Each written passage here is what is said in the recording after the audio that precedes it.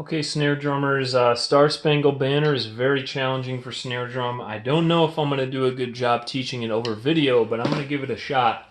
This song has rolls in it for snare drum, and I know the people that are going to be watching this video, you've worked on rolls a lot yourselves, but this is how to put it into an actual tune. So, what we're going to do first, without the music or anything, is we're going to practice our rolls here. So when I first start rolls with people, we're going to try to make that buzzing sound that I know I've worked on with you guys. And I like to start just with my right hand. If I do my right hand, it tends to get better results than my left. So I'm going to start by going like this.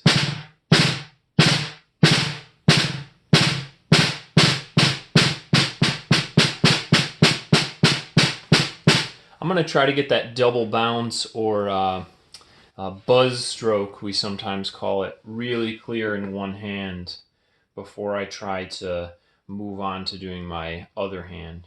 Now I'm going to also do it on the head of the drum, not just my pad, because I don't know how it's going to come out in the video and sound. So let me do my right hand again.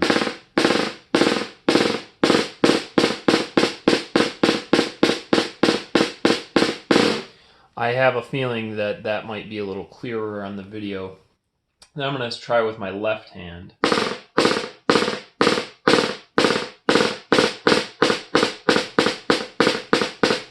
I don't feel like I'm as good with my left hand, but I think I'm getting a good buzz stroke. So to warm up, you're going to want to do a nice long roll starting slowly like this.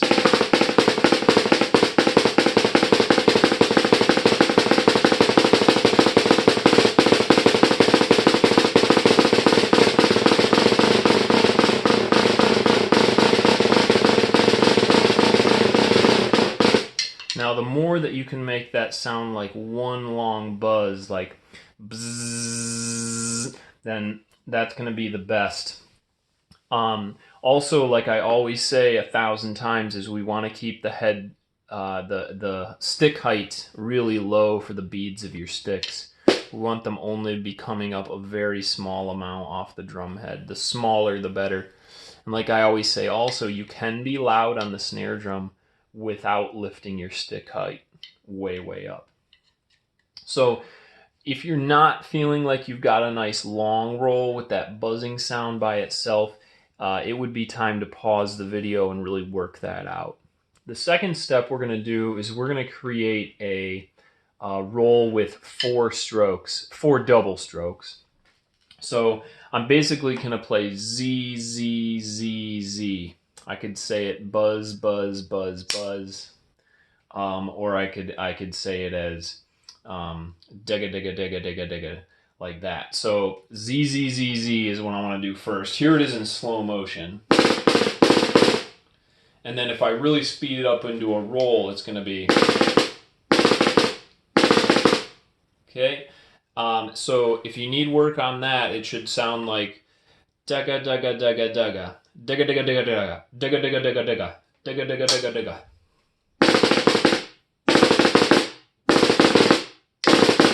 And then the next step, like you just heard me do, is we're going to put a tap on the end.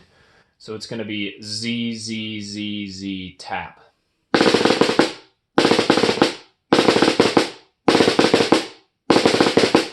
When we first do these, I like to start with my strong hand. So you've noticed so far that I've been playing right, left, tap over and over again.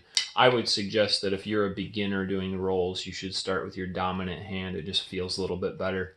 But then when you go to practice these rudiments later on, you're going to want to also start with that left hand. So let's talk about what that looks like in the music.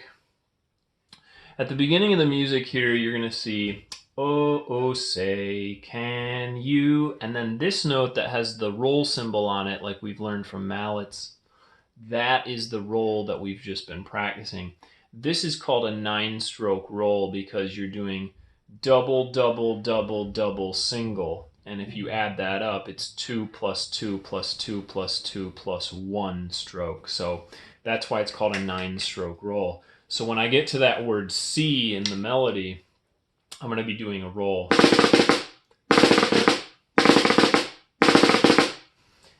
All right, So at the beginning of the song, we have the challenging dotted eighth plus 16th rhythm. That's not hard to learn because if you just sing the song to yourself on the first three notes, oh, oh, say, then that's the rhythm. Oh, oh, say, oh, oh, say. Then we have a flam, which you're also very familiar with. Oh, oh, say, can you? So I'd practice that a few times. Oh, say, can you? Oh, say, can you? And then you're gonna do the roll after that. Oh, say, can you? Just like that. And then the pattern repeats. So if you're struggling with that, this would be another point to pause the video and practice that a lot, or go back and start at the beginning again with me. So I'll play through that and show you how that melody repeats 2 times, and then we'll move on to the next line of the song. Oh, say, can you see by the dawn's early light what so? And now we're on to a new roll in the next line, and we're going to break that down and practice it by itself. You can see also that this is a 9-stroke roll, except when you finish your 9-stroke roll, you're going to come off of it onto another 8th note. So what I'd like you to do now is make sure you have a pencil with you, because we're going to write in some counting. When you're a beginner, the way I like to start writing this at the beginning of the second line is very small and neat. I want you to write Z, Z, Z, Z for the roll. And then on the second note, you're going to write 2 and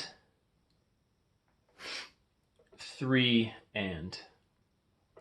So I'd like it to say Z, Z, Z, Z, 2 and 3 and. Z, Z, Z, Z, 2 and 3 and. Because when you play it, that's what you're going to do.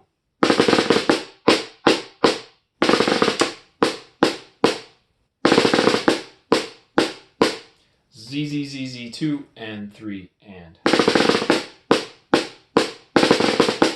And then the next is another 9-stroke roll.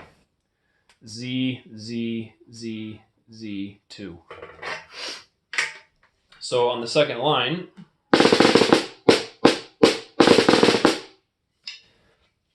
then after you finish the 9-stroke rolls, let's pause the video again and practice from the beginning up until what you just did. So remember, when you see those 9-stroke rolls, which is the quarter note with the roll symbol, we're going to kind of aim for playing 4 Z strokes on that, very small and controlled. And then you finish up the second line just like you played the beginning of the song. So at the beginning you would sing, oh, say, can you see by the dawn's early light what so proudly we hailed at the twilight's last gleaming? And that's the melody. So then you notice there's a repeat sign that goes back to measure 1. We're not going to talk about that in this video because this is just about snare drum playing.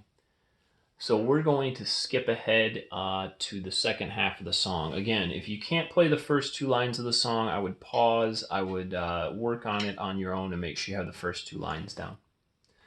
The middle of the song, there's the words written Q wins. And what that means is I just wrote those tiny little Q notes on there because I wanted you to realize what the other members of the band are playing. I don't want you to be confused because those little notes between 10 and 16, those are not notes that you play. That's just to follow along with the trumpets, for example. Now, when we move on to 18, we're going to have to break this down because there's 2 patterns to learn. Number 1 is the pattern that comes before 18, and number 2 is the pattern that happens on 18. So we really need a pencil for this part because if you don't know the counting, you're not going to be able to follow along with me. I would actually like to start right on 18, so if you could write the counting 1 and just for an and, you can write a plus. So your first pattern on 18 should say 1 and Then the second set of notes should say 2 and a. And then the third set of notes is just a 3 and. So let's practice that pattern slowly at first. Here's 18. 1 and a 2 and a 3 and. 1 and a 2 and a 3 and. 1 and a 2 and a 3 and. 1 and a 2 and a 3 and. So pause the video, play that several times, make sure you've got it.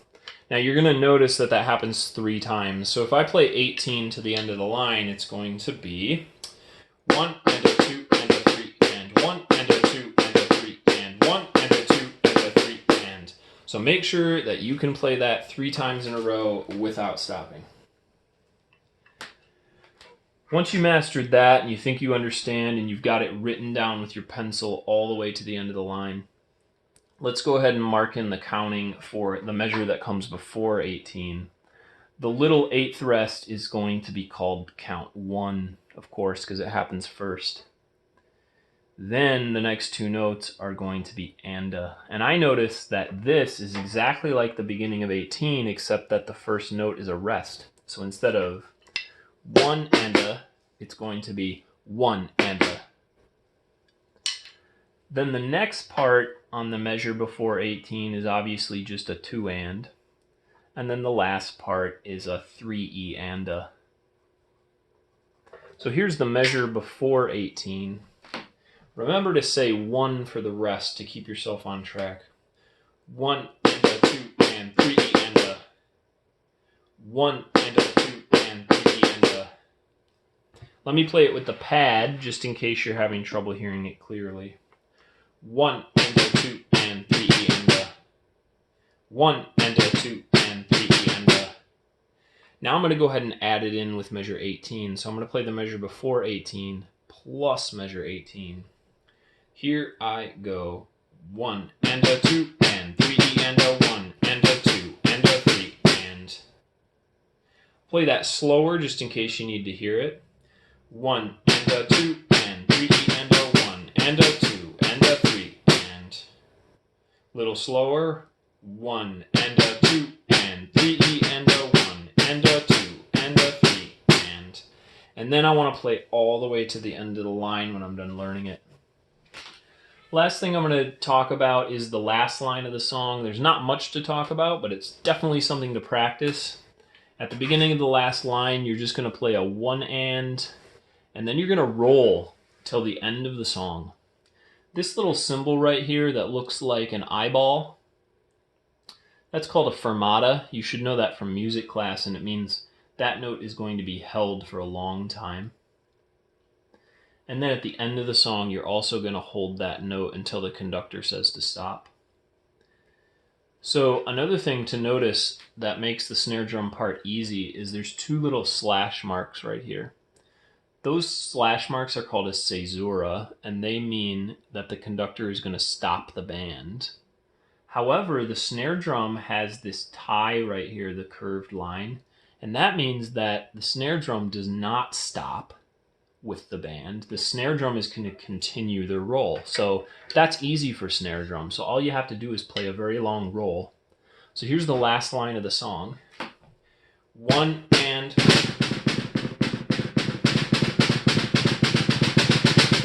And you just play your roll until the song's over and the conductor stops. Let me do it again without the pad. It might be a little clearer. 1 and...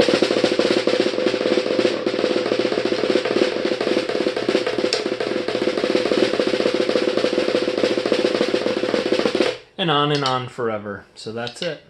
So you really want to focus on the first 2 lines of the song and the last 2 lines of the song. If you need any more help, you can message me on Dojo, Remind, your Google Classroom, any of the ways to reach me. I hope this was at least a little bit helpful for you to learn the snare drum part. I hope that you stay safe and healthy at home, and I'll talk to you guys later. Bye-bye.